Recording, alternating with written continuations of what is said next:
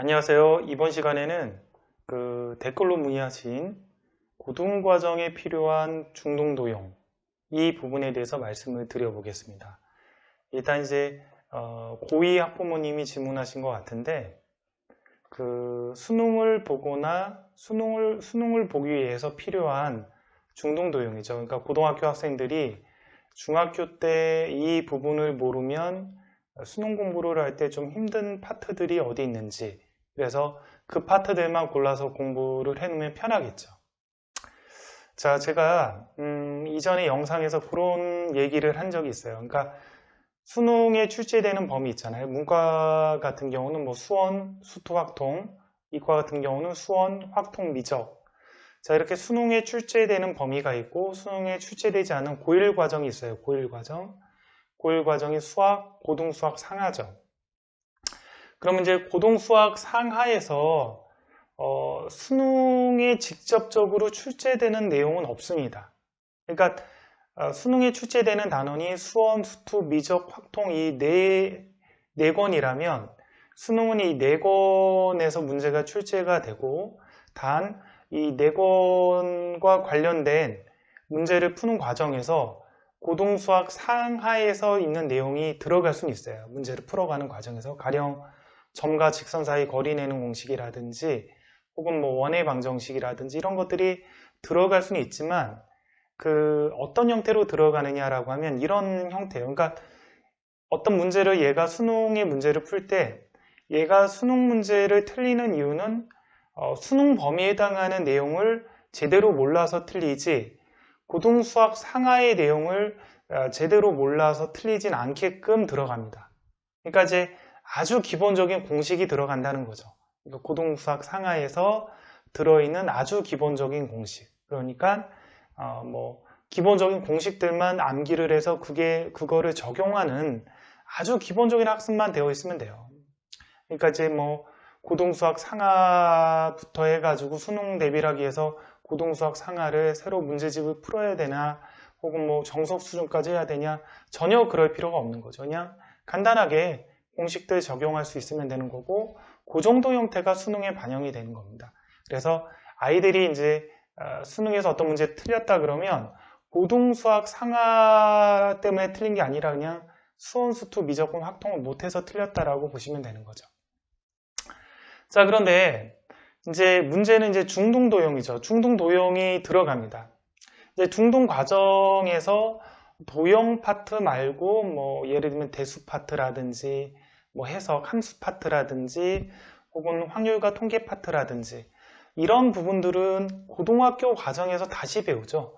어차피 중등 파트에서 배웠던 거를 고등 과정에서 다시 배우기 때문에 보통 이제 우리가 중등 과정이 약간 독립적인 파트라고 얘기하면 중등 도형은 좀 독립적인 파트예요. 그러니까 중등 도형은 보통 우리가 이제 뭐 평면기하다, 고등 도형은 해석기하다 이렇게 좀 얘기를 하는데 중등 도형하고 고등학교 때 배우는 도형은 약간은 좀 다른 도형이에요.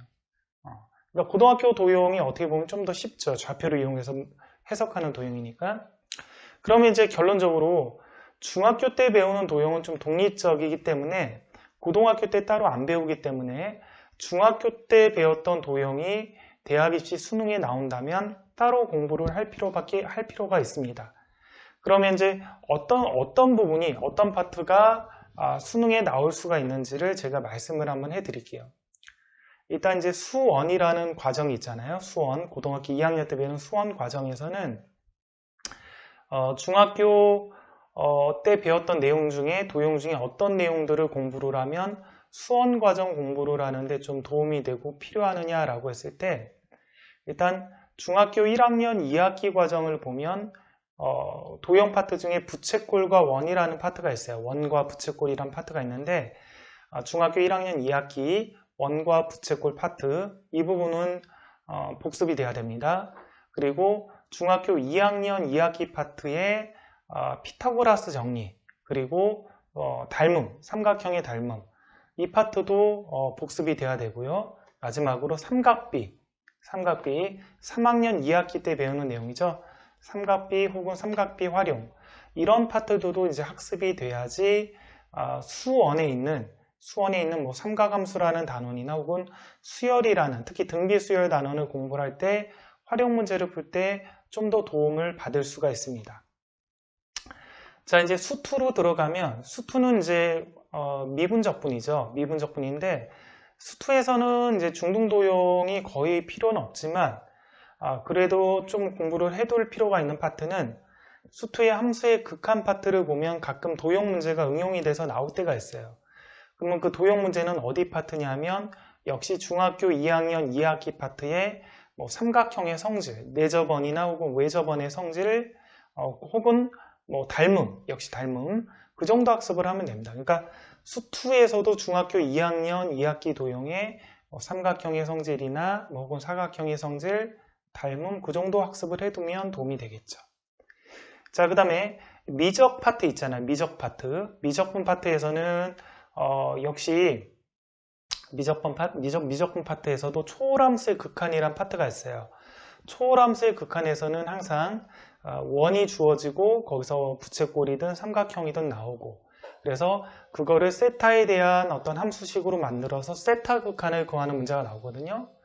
그럼 그 파트에서 좀 알아두면 좋을 만한 것들이 역시 삼각비, 3학년 때 나오는 삼각비라든지 중학교 2학년 2학기 나오는 삼각형의 닮음 그 정도 학습을 해두시면 미적분을 공부하는데 크게 어려움이 없습니다. 자, 이제 그 교육과정에 빠졌지만 예전에 기하와 벡터라는 파트가 있었잖아요. 그래서 수능에는 안 보지만 학교 시험에서 준비를 할 수도 있고 혹은 이제 지금 고2 학생들이 이제 고3이 돼서 교육과정이 또 바뀌면 수능에서 선택 과목으로 할 수도 있을 것 같은데 이 기하와 벡터, 즉 기하라는 파트에서는 중학교 도형에서 어느 파트를 미리 선행 또는 공부를 해두면 도움이 되느냐라고 하면 중학교 1학년 2학기 파트에 보면 중학교 1학년 2학기 기본도형이라는 파트가 있어요. 뭐 점이라든지 선이라든지 직선, 반직선, 각 이런 것들을 정의하는 파트거든요.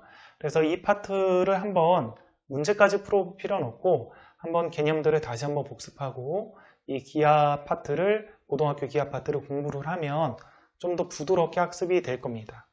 그리고 역시 중학교 1학년 2학기 파트에 보면 기본도형 말고 평면도형이나 입체도형이라는 내용도 있는데 그 파트 역시도 눈으로 한번 쭉 공부를 하고 해두시면 좀 도움이 될 것 같아요. 그러니까 생각보다 별로 없죠. 중학교 도형을 꼭 공부를 해야 수능에 도움이 되는 파트들이 생각보다 많이 없고 그리고 또 하나 중요한 거는 그 내용들을 심화까지 절대로 공부할 필요도 없고요. 어떤 문제집을 사가지고 풀어볼 필요조차도 없습니다. 그래서 기존에 뭐 예전에 가지고 있던 문제집이 있으면 거기에 개념 한번 읽어보고 뭐 필수예제들을 어떻게 푸는지 필수예제들은 풀이가 있잖아요. 그래서 눈으로 필수예제 한번 풀어보면서 이런 정도 개념을 이렇게 하는구나 해서 그 정도만 확인하면 되고 더 이상 깊숙이 들어갈 필요는 없습니다. 그러니까 수능은 항상 명확하게 내요. 수능은 수능 출제 범위를 모르면 얘가 틀리게끔 내지 그게 과도하게 중학교 과정이나 혹은 고1 과정을 어느 정도 수준까지 학습을 안 해놓으면 틀리게끔 문제를 내진 않아요. 그러니까 그 정도는 기본 공식 그리고 적용하는 법 그 정도까지만 학습을 해두시면 됩니다. 그러니까 시간적으로 따지면 뭐 대략 한 하루 정도 쭉 훑어보면 되는 정도 학습만 하면 되겠죠. 중등도형은. 여기까지 하겠습니다.